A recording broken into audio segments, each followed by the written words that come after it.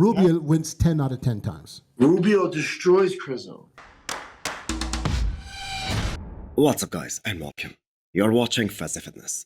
Let's start this video with Michal Krizo's comments on Rubiel Mosquera aka Neckzilla. His comments are similar to what Milos have been saying for quite some time now. Actually since Rubiel won his pro card and he competed against the likes of Samson Dauda at Prague. Čo sa týka Neckzillu, to je myslím, že zbytočný hype, mne sa nepáči vôbec ako kulturista. Je veľký, je niečím výnimočný, lebo nikto tak nevyzerá, ale kulturistika by mala byť o niečom inom, o tej estetickosti. No lenže to je taký veľký boom, no je to proste veľké, hrubokrky, hrubonohy.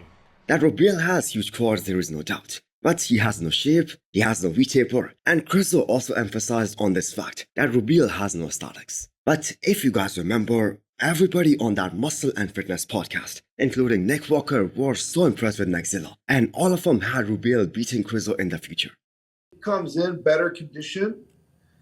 I mean, he was comparing very well to the guys at his pro debut. So Nick Walker went as far as saying that Rubiel destroyed Krizo. Now, I think Krizo himself did not have any idea that his statement about Rubiel would make such headlines, and that he's gonna get a lot of flack about this statement.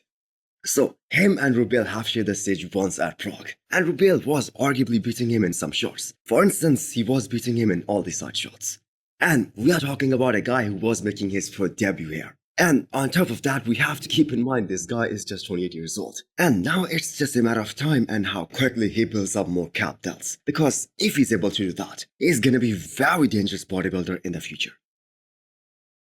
For me, he's too much straight up and down, and then he stand next to the shape. Hey, what did I say, Milos? Nick? Yeah, I know. I said Milos thinks he's a refrigerator. and I said, but when you see him at person, even if you see that ab and thigh next to him and all the other top four, yeah, he didn't look like a refrigerator to me.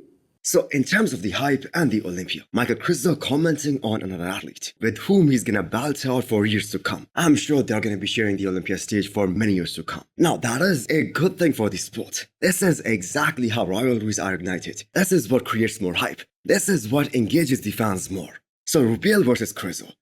Who do you guys think will place higher at this upcoming Mr. Olympia in October? Milos, 10 out of 10 times. He doesn't even have to be in crazy condition. Yeah, well, that's, yeah. Rafael Brandao is looking pretty damn solid at 5 weeks out of this upcoming Arnold Classic Ohio, which is gonna be the second Arnold of his career. The last time he was on that stage, that was back in 2019, and despite having the best shape in that entire lineup, still he was outside of the chopsticks, and the reason was the lack of size and overall mass. So now that Rafael Brandao that's coming back to the stage in 5 weeks, that is a totally different animal. Because this time, the most important factor in his physique evolution is that he took the entire 2023 season off. He hasn't competed since the Olympia 2022, and he did that to address that lack of size and thickness. And as of right now, it looks like he has put on some decent size. To be honest, there is going to be a lot of pressure on him, as this is his comeback after a long time. And he has to make sure that all that time that he took off, that was worth it. Now for the very first time in his pro career, he isn't working with Krizo, and he did make some progress with Krizo, but that was kinda slow. But he was always in condition, and he was able to retain all those classic lines with him. So that is gonna be a challenge for Neil Hill. That is a very impressive look from Harsamdi aka Marcelo. He is also 5 weeks out of this upcoming Arnold Classic, which is gonna be his first ever Arnold. And it seems like the more he tires, the more streamlined his waist is turning out to be. He is hitting a different variation of front relaxed shot. But if we compare him to his 2021 version, when he earned his pro card, this just blows your mind away. The quads that were already the most dominant group in his physique, even back then they have become a whole lot more impressive as he transitioned into the men's open class. Now, some people are even saying that he's gonna beat Rafael Brandao in 5 weeks' time. Now, I don't believe that. Rafael has no weaknesses, plus he is so much more static in every shot, and he has a very small waist compared to Harsamdi. On top of that, open bodybuilding has been moving towards more aesthetics. But this is gonna be a good opportunity for Harsamdi to make a solid statement and see where he lands in this deep lineup. Lastly, we have an update from Wesley Visors, prepping for both Arnold Classic Ohio and UK. So him doing those cable curls on bicep doesn't look real. Wesley has the best shoulders development in the entire classic physique division. In fact, he isn't really missing anything. He also has one of the best backs in the division, and that is really underrated. Now, if we are talking about the roundness of muscle bellies, that 3D effect, Wesley has it all, and that is why he is top 7 in the world right now.